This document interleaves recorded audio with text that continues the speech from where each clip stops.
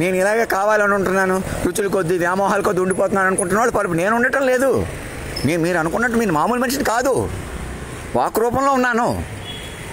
నన్ను పట్టుకుంటే నేను అలా బలపడి కనపడతాను. నేను బలపడాలంటే మీరు మాయ నుంచి బయటికి రావాలి.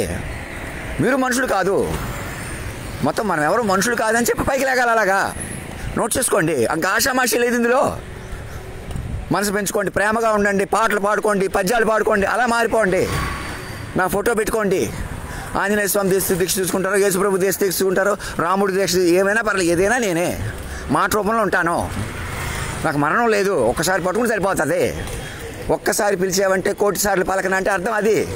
నాలో చేరిన అమ్మాయికి దిష్టి తగలని చోట, చెడు చేరని చోట అంటే మీరు అలా చూడకూడదు మమ్మల్ని. మాకు వేరే లోకం కాదు అది. మీ మధ్య ఉంటాం వాక్ రూపంలో. మీరు పెంచుకునే కొద్ది పెరుగుతాం. అది వాటి అర్థం. ఇంకా అలాగే తెలుస్తాయి. మీరు చెప్పిన నన్ను పట్టుకోవాలి మొదట. నన్ను మనిషిగా వదిలిపెట్టేసేయకూడదు. నేను ఒక్కడనే ఉండాలనుకుంటున్నాను పొరపాటు అది. అలాగే నేను ఎలా పెడితే అలా కలిసిపోవచ్చు కదా, అలా కుదరదు. మీరు మాట ప్రకారం కలుపుకోవాలి. నన్నే కాదు ఎవరినైనా. మీరు ఏదైనా ఇచ్చినా తీసుకున్నా మాట ఉండాలి. మాటకి సంబంధం లేకుండా ఒకటి చెప్పి ఒకటి చేయకూడదు. చెప్పుకొని చెందుకోవాలి ఏదైనా. అలా మీకు వర్తిస్తాయి, అలా మీద అవుతాయి. చావు పుట్టుకలు ప్రాణాలు కూడా ఏమవుతాయి తెలుస్తాయి. మామూలు వ్యవహారాలే కాదు, ఏదో తిండి కోసం సుఖాల కోసమే కాదు, అసలు జీవితం అంటే కూడా తెలుస్తుంది.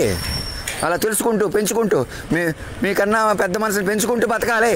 వాడే మీకు మహారాజు మహారాణి గారు, గురువు గారు.